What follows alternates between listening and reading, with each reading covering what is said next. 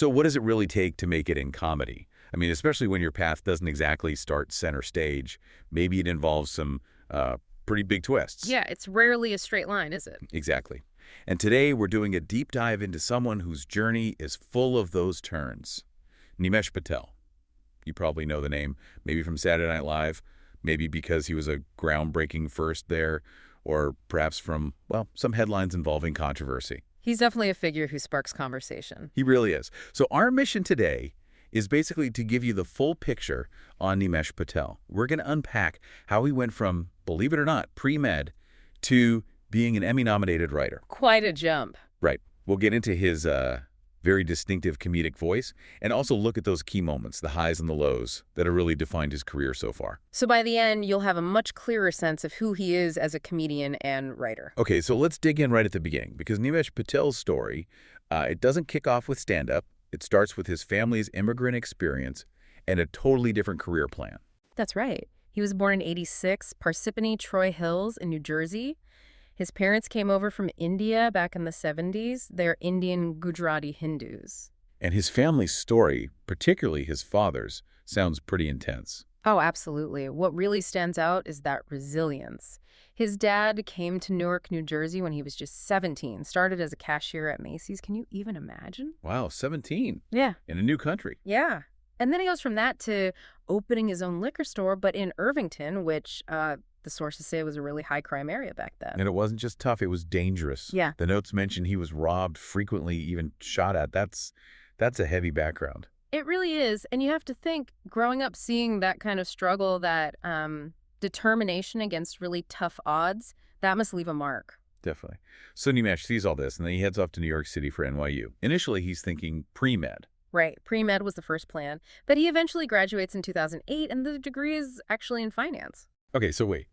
Immigrant roots, father's intense entrepreneurial struggle, pre-med track, then a finance degree. That's not the typical comedian origin story. Not at all. And it's fascinating to think about how that mix, the family experience, the finance training, might shape a comedic perspective later on. How do you see that playing out, the finance part specifically? Well, finance is all about analyzing systems, right? Finding patterns, maybe inefficiencies. Comedy, especially observational comedy, kind of does the same thing with human behavior and social norms. Huh, that's an interesting connection. Like dissecting jokes the way you dissect the balance sheet. Sort of. Maybe not exactly like that, but there's an analytical rigor there, a way of looking at the world, breaking things down, finding the angle, the punchline. It feels like that finance background, it wasn't a detour. Maybe it was actually laying some groundwork for his very precise, sometimes kind of cutting style. Okay, I can see that. Yeah. So he graduates NYU in 2008. Finance degree in hand. Terrible time for finance, by the way, right in the middle of the crisis. Yeah, maybe the best time not to go into finance. Huh. Right, so instead of Wall Street, he pivots. He decides to go for comedy. That's a pretty bold move. It really is. He starts working a day job, but then at night, he's doing stand-up at the Stress Factory. He's lived in New York City since his NYU days, so he's really diving into that scene. And then comes one of those moments, it sounds like it's straight out of a movie. 2015, he's doing a set in Greenpoint, Brooklyn. And who happens to be in the audience? Chris Rock. Chris Rock discovers him. I mean, that's huge. It's not just luck, it's validation from a legend. Chris Rock has an incredible eye for talent, for the craft of writing, not just performing. Absolutely. And that discovery wasn't just a pat on the back. It led to real opportunities fast. Yeah, big ones.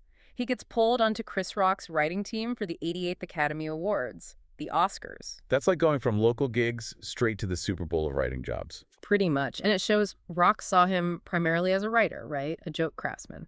And he must have delivered because he got nominated for a Writers Guild of America Award in 2017 for that Oscars work. Wow. So recognized by his peers right away. Exactly. The WGA nomination, that's other writers saying, yeah, this guy can write. It's a big deal in the industry. And the momentum keeps building. 2016, he's a finalist in Kevin Hart's Laugh Out Loud Network pitch panel at Just for Laughs. What does that signal? So Just for Laughs in Montreal is the comedy festival. And these pitch panels, they're like Shark Tank for comedians. You're pitching show ideas, concepts to major players like Kevin Hart. Ah, okay. So being a finalist means people see him not just as a stand-up, but as someone who can create and develop content. Precisely. It shows he has ideas, a vision beyond just his own performance. And around the same time, he's also writing for Hassan Minhaj for the 2017 White House Correspondents' Dinner. Another high-pressure, high-visibility gig. Those jokes have to land, and they often carry a lot of weight. Absolutely. So you see this pattern. He's proving his writing chops on some of the biggest, most demanding stages very quickly. It almost feels inevitable, then, what comes next. The call from arguably the most iconic stage in American comedy. Right. The trajectory was pointing towards 30 Rock. And in 2017, it happens. He joins Saturday Night Live. And not just as any writer, he becomes the first Indian-American writer in SNL's history. That's a landmark moment. Think about what that means, being the first in that particular room. SNL is such a cultural institution. He primarily wrote for Weekend Update, which seems like a natural fit given his stand-up background. Sharp, topical jokes. Definitely. And being the first Indian-American writer there, especially on Update, it's not just about representation, though that's huge. It's about potentially bringing different perspectives, different cultural reference points into that very influential comedic space. You mean like changing the flavor of the jokes a bit? Maybe subtly, yeah. Or just expanding the range of what gets observed and commented on. It broadens the lens for potentially millions of viewers. And his talent was clearly recognized there, too. In 2018, he gets a Primetime Emmy nomination for Outstanding Writing for a Variety Series for his SNL work. Another major validation, it confirms that his contribution wasn't just historic, it was also top-quality, critically acclaimed work. But here's something interesting there. He only worked at SNL for one season. Yeah, that is noteworthy. You get this groundbreaking role, you get an Emmy nod, and then you're gone after a year. What do you make of that? Why leave so quickly? Well, it could be a lot of things. SNL is notoriously demanding. Maybe it wasn't the right fit long-term, or perhaps for someone with such a distinct voice, maybe he wanted more creative freedom, more focus on his own stand-up. Right, maybe the constraints of a weekly show, even SNL, felt limiting after a while. It's possible. It suggests someone who's really driven by their own path, not just climbing the conventional ladder, even a very prestigious one. That makes sense. And his career certainly didn't stall after SNL.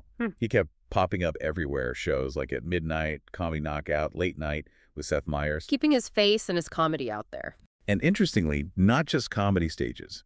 In 2018, he was a panelist at a foreign affairs symposium at Johns Hopkins University, talking about comedy and politics. See, that Johns Hopkins thing is telling. It shows he's not just a joke teller. He's thinking about the role of comedy, its intersection with politics, on a more academic or analytical level. It suggests depth. Yeah, okay, so we've traced this amazing path, the unusual background, the big breaks, SNL. Now let's get into his actual comedy. What's his style like? Who are his influences? Well, his main influences are comedy titans, right? Okay. Dave Chappelle, Mitch Hedberg, Chris Rock, Larry David, Patrice O'Neill. That tells you something immediately. Yeah, that's a lineup known for being sharp, observational, sometimes edgy, definitely boundary pushing in different ways. Exactly. And you see elements of that in Nimesh's style. It's often very direct, observational. One characteristic noted in the sources is that his humor sometimes focuses on unchangeable physical attributes, height, skin color, things like that. Okay, that sounds like it could be tricky territory. How does he use that? It seems like it's often used to point out social absurdities or maybe stereotypes, sometimes subverting them. But it's definitely a style that relies on precision and reading the room. Because if it misses, It can really miss. And that brings us to a very public instance where it seemingly did miss, for at least part of the audience, the Columbia University incident in 2018. Right. November 30th, 2018, he's performing at an event called Culture SHOC Reclaim, organized by Columbia's Asian American Alliance. The event itself is focused on Asian representation. And about 24 minutes into his set, the organizers actually interrupt him and ask him to leave the stage. Yeah. That's unusual, to say the least. It became a huge flashpoint. You had discussions about free speech, censorship, safe spaces, the role of comedy, especially around sensitive topics like race and identity on a college campus. What was the reported issue? What lines did they feel he crossed? Based on reports and the subsequent discussion, the organizers felt some of his jokes, particularly those touching on race and sexuality, were offensive and inappropriate for the event's theme and audience. They felt it undermined the goal of creating an inclusive space focused on positive representation. And what was Nimesh Patel's side of it? How did he react? Well, from his perspective, and likely reflecting his comedic influences, the idea is often that comedy should tackle uncomfortable subjects. He later released the video of his full set online in October 2020. He stated he did this because he felt an article about the incident wasn't accurate. So he wanted people to see the full context. Exactly. Hmm. By releasing the tape, he was essentially saying, judge the material for yourself. It highlights this ongoing tension, where's the line between provocative humor and harmful speech, and who gets to draw it, especially in specific contexts like a university event focused on representation. It's a really complex issue, and that incident definitely put him at the center of that debate. It did. It became a significant moment in discussions about comedy culture. Beyond that specific incident, let's touch quickly on his personal background and other commentary. He's not practicing Hindu. He got married in 2020 to Amy Patel. They have a kid. Lives in Brooklyn, still performs regularly at the Comedy Cellar. Yeah, the Comedy Cellar gig is important. That venue is legendary for fostering raw, unfiltered stand-up. It's a place where comics are expected to push boundaries. And it seems like he continues to do that. There was another instance mentioned during one of his tour sets involving the partition of India. Yes. That's another example of him weaving in potentially very charged historical and political commentary. He criticized the partition and the 1947 division of British India, which was, incredibly traumatic and has deep historical wounds. And he apparently got into it with an audience member? According to the source material, yeah. He criticized a British Indian woman in the audience who he perceived as defending British colonialism in India. He apparently brought up the Kohinoor diamond, called her a self-loather. It sounds like a very direct, very confrontational moment. Wow.